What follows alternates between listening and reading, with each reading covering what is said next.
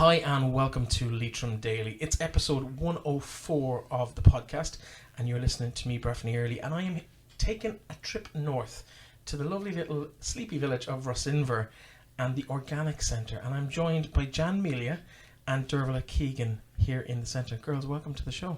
Lovely to be here. Nice to be here. We're going to start with maybe a look back at the centre and the history of the centre over the last 24 years. Tell me about how this was founded back in 1995. Well, it was a greenfield site. Basically, there was nothing here but Leitrim fields. And so then a group of growers and farmers got together and started to talk about, producing organically.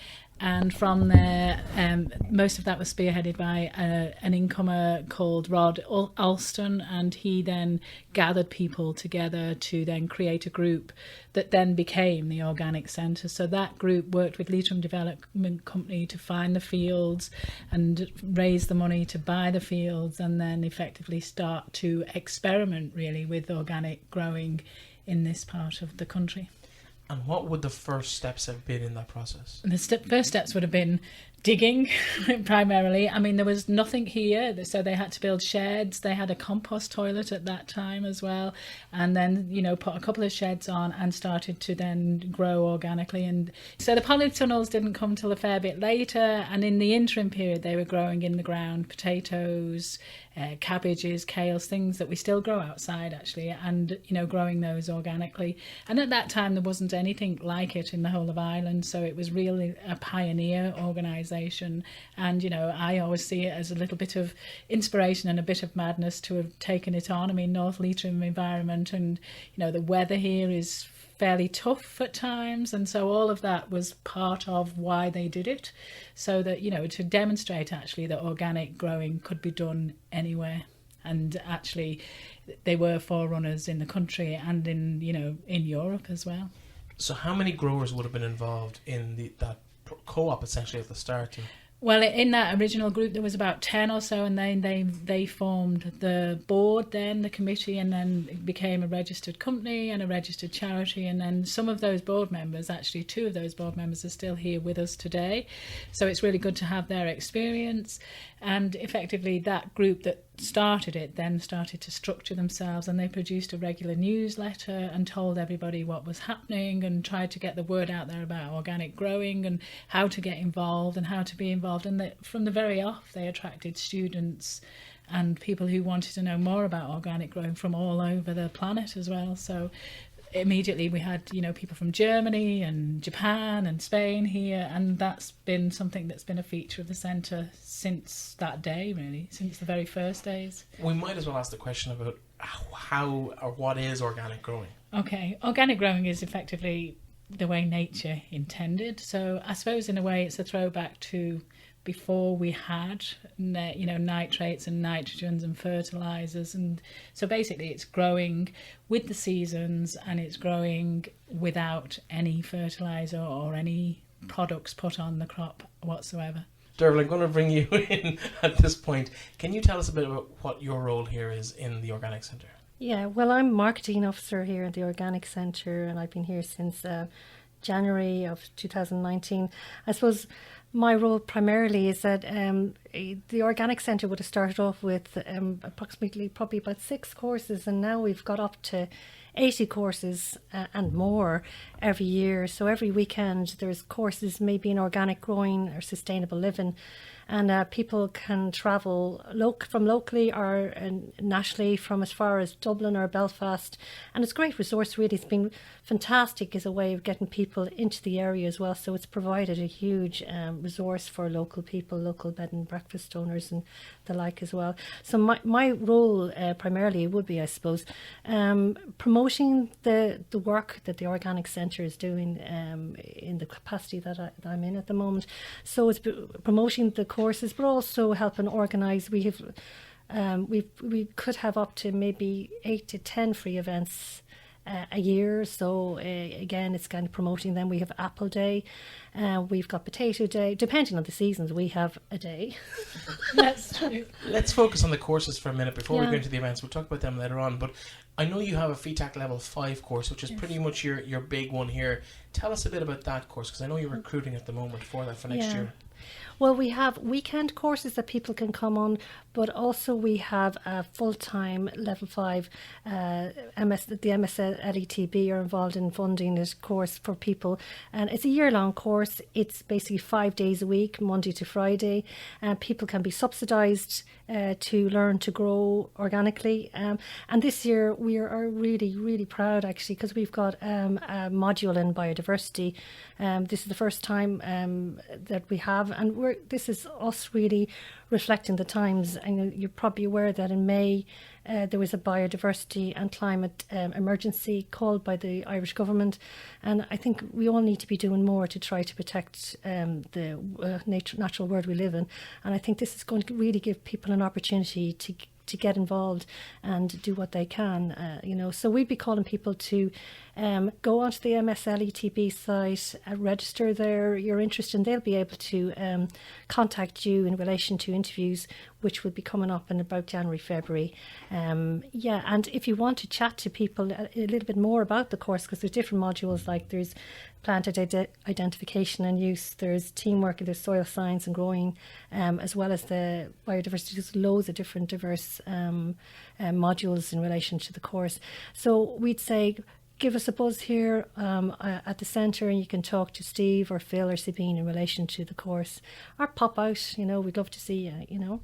In terms of that course, what type of person should be looking at maybe getting on that course? What kind of profile of a person are you looking to actually recruit?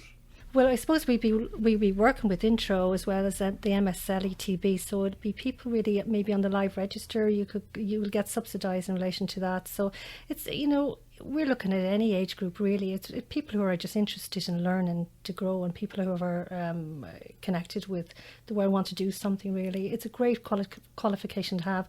A lot of people use it then to go maybe to the IT Sligo and do further education from that. So. Would there be many employment opportunities out of that? What kind of work might you be directed towards, or would it be a thing that you'd have to go and do that extra course afterwards? Well, I think it does certainly help to go further, yeah, but it's a really good grounding, if you want to kind of further go into working in relation to kind of growing yourself, but also maybe working in the food industry in relation to it. A lot of our ex-students have gone on to do really great stuff, and set up businesses themselves from the course. It's a really good grounding to get to good resource to good grounding to get started in the area of growing and for business in the future. I love the idea as well that maybe someone who's interested in getting involved in the food industry as a chef or something like that might come and actually learn about the ingredients and the products and how things are grown, so they can appreciate maybe the quality of the food that's coming in from suppliers down the line. Yeah. Jan, if I come back to you, tell us about your role and what you do here. I'm General Manager. I've been here since May, just this year.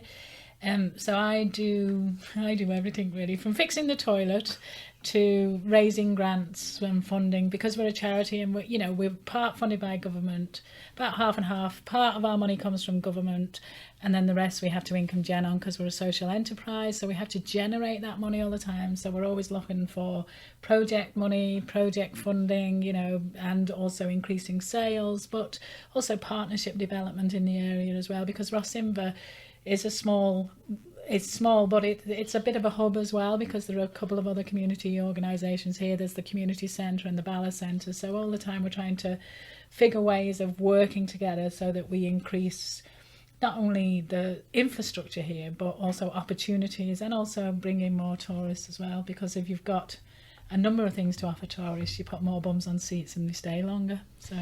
Now, you mentioned the courses, and we spoke about one in particular, but I don't know which one you want to jump into on this one, but there are other courses here as well that people can do just on a once-off basis, maybe for over a day, over a weekend.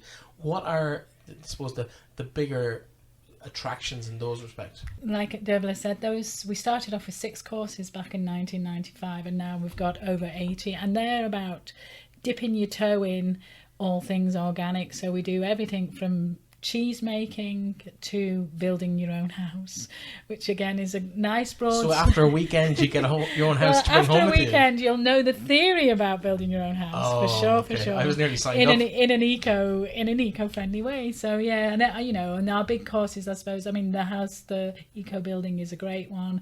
Cheese, wine making, stone walling, the whole array of things that you'll need if you're thinking about a DIY approach to your living as well. And then we've got a great couple actually who live locally, who live on 6,000 euro per annum, and you go to their house and learn how they even manage to do that. So, and they're quite inspiring. Not that I couldn't probably do all of it, but you could certainly pick up certain things that just make us a bit greener and a bit more in tune with nature, and I think that's pretty important. It sounds like minimalism meets tiny houses meets sacrifices a lot of sacrifices for 6,000 euros living costs a year. I don't know how they do it. They're amazing actually, and they're really inspiring. But yes, maybe not. It's not. I don't think everyone could do it, but we could all learn something. Yeah, definitely. Because there's wonderful tips like their house, in how to insulate their house, how their stove, how to they grow on about an acre and a half, and they preserve their and dry their food as well. So there's so many different tips you can get from that course. It's incredible. So everybody kind of walks away with something that save people money as well. It's about being in tune with nature, but actually it's about saving money as well. Yeah, absolutely. I think anyone who can save a few quid for themselves, it's worth it, as well as picking up a bit of an education. It sounds like there's a phenomenal range of courses. Where can people get more information on that? Well, we have a website. Just Google the Organic Centre. And we have social media. We do Instagram and we do Twitter. And Dervilla's really good at all of that. And keeps that information firing out fresh and free for everyone. Yeah. And we've got a regular newsletter as well. So we're quite active online. Yeah. So people can sign up for that email, is it? Yep. You can sign up. Basically, if you go on our website, you'll be able to sign up for our courses, or you just give us a ring here and we can sign you up online as well. On the phone as well. I mean, we do a lot of phone advice as well for people who are thinking about orchards and all of that sort of stuff as well. So there's always, if you leave a message, someone will get back to you, but there's always an answer somewhere in the system waiting for you. Now, I'm looking here out at the window of the polytunnels, but to me also as impressive is the fact that the window is there in the first place. This isn't just a field, an open field. There is a lovely centre here. Jan, can you tell us a bit about the centre and what actually is available here in terms of facilities? Okay, I call it a glorified shed because that's exactly what it is. I mean, but the centre itself, the building itself was built on eco principles, so it's a dry build. There's nothing in it that isn't sustainable, and the roof is a grass roof, and that improves insulation and it cools the building during the summertime. Not that we get much sun, but in theory. So all of that's there in this building, and again the building acts as a demonstration of what can be done as well. So it was an architect called Colin Bell, and it's based on the principles of another zeitgeist guy, Walter Seagal, who lived in London and built a shed in his back garden and got in trouble with everybody, but actually made a good name for himself as somebody who, was a pioneer for sustainable builds. So the centre offers classroom space. We've just had a massive event there at the weekend just gone. You can hire rooms, you can hire space in the garden, you can come in and talk to us about developing projects. The classrooms are all for hire. You can get married. You can get married. We've had weddings. Yes, as well. We've not done a funeral more yet, but maybe. Yeah, well, maybe. You never know. Again, it's all with all the basic principles for people who want to just try something new and try getting back a little bit to the root of where we came from. How important is the organic movement in the modern day context of all the extra chemicals and all the pollution that we're hearing about in the news all the time at the moment? I think the organic movement is huge and has gathered momentum over the last 25 years. I mean, we're talking about the food that you put on the table. We're talking about climate change. We're talking about, biodiversity. A place like this, we work with the insects and the bugs and the animals and the birds that are here. And whilst that's sometimes challenging. In fact, what it demonstrates quite clearly is that can be done, and we don't need to be poisoning the land. We don't need to be, putting sprays on everything to keep pests off, because all of that can be done in a more natural way. And actually, that's something that we all need to be cognizant of in the current environment. And, trying to address climate change, there's something that's on all of us, because our kids have pointed that out quite nicely, that's on all of us, and it's time to actually shape up and step up. We mentioned before about saving money through organic means, but playing devil's advocate for a moment, the organic products have a reputation for being more expensive. When you go to a farmer's market, the organic option is always that little bit more expensive than the other. How do we get that message across as a society that that little bit of extra expense is worth it? I think...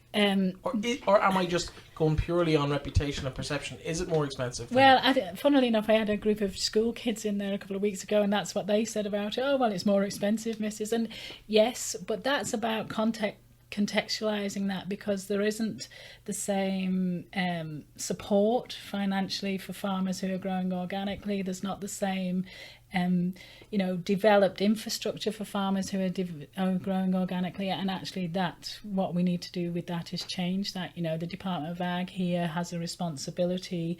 They've stepped up in terms of some of the policies, but there's a lot more work to be done, and a lot more work in terms of making those policies real on the ground, because policy is great, but then you need the practice, and farmers need the support to change from what they've traditionally done through to an organic process. And we need the support for more information out there as well, because actually those things need funded so that we understand what the difference is and why it's important, and that farmers can make the jump from A to B without it costing them money. Now, we did get distracted a little bit there. We were talking about the facilities actually on site here. What else is actually in the building? Okay, in the building we also have a cafe, and so we have a full cafe at the weekends, so you can come and have a lovely meal, and then during the week we have what we're calling an honesty box cafe, so effectively you can get tea and coffee and buns and soup sometimes and bread, depending on the day, and basically we don't, it's not a set menu, and you just pay what you think it's worth.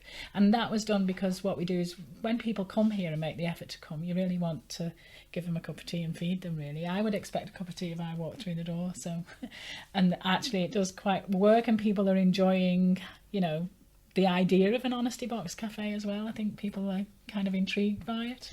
Because some people would say, people will just come in, take it and leave and pay nothing, or throw in a couple of brown coins, a couple of coppers to make the clanging noise. We all know people who would do that. We might be those people ourselves from time to time.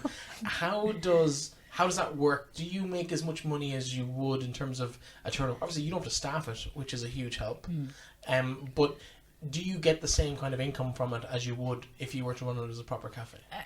Part of the reason that we did it was because we don't always have the staff, but I would absolutely say, hand on heart, that we get more money. And I think that's about the generosity of people, and it's about giving them the choice, and it's also about the work that we do here, so people see that, I think it makes it quite clear that we're not just here for, to earn, well, we are to earn money, but we're not just here it's not about the money, it's about being part of and taking part. And I think that gives people the opportunity to be more generous, and they always are.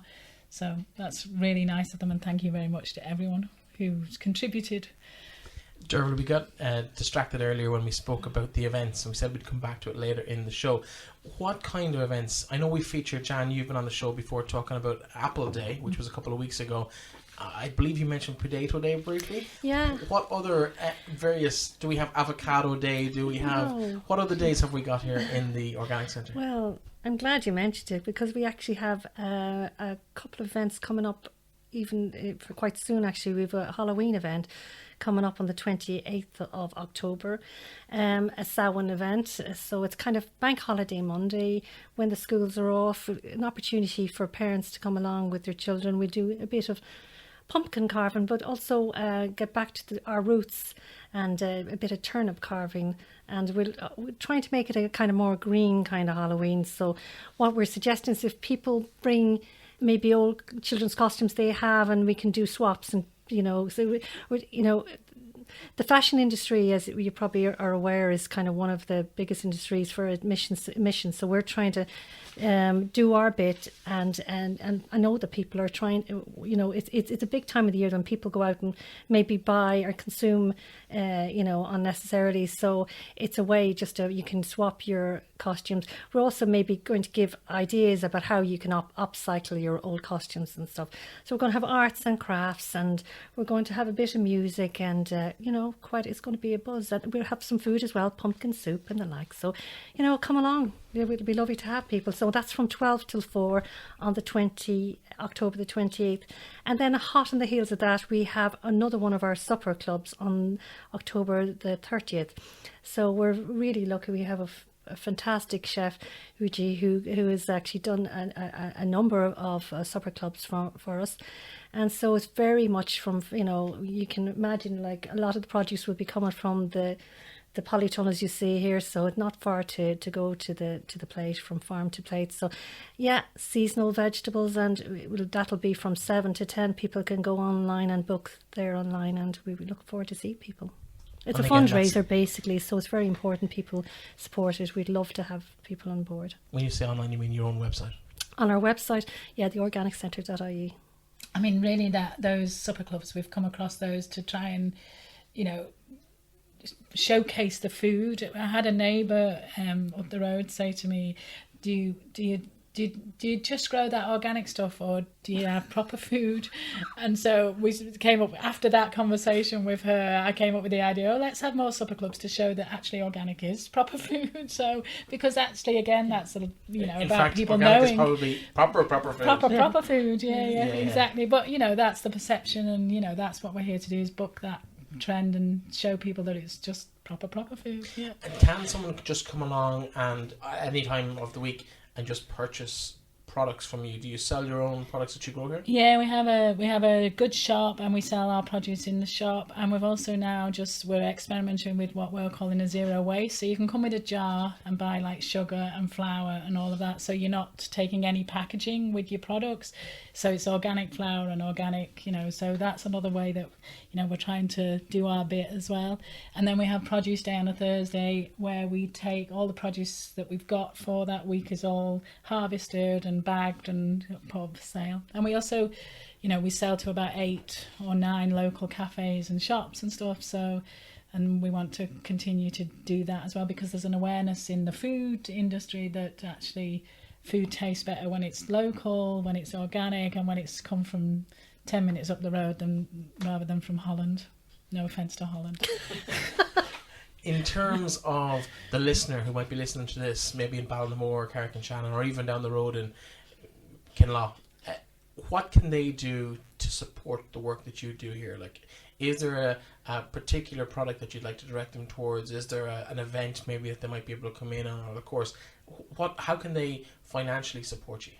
I think financial support is in any way, shape or form. I mean, we sell thousands and thousands of seeds every year. So buying a packet of seeds for £2.50 and planting them in your garden supports us, but also supports the organic movement in Ireland, because all of those seeds are organic, and then you'll end up with fantastic produce, fantastic tomatoes or lettuce, and you'll then start to see how tasty it is compared to something that's been sprayed and done to death with pesticides. Yeah, I suppose we're always looking for the next Chuck Feeney as well. If anybody, a philanthropist out there wants to support a post or two, it's badly needed.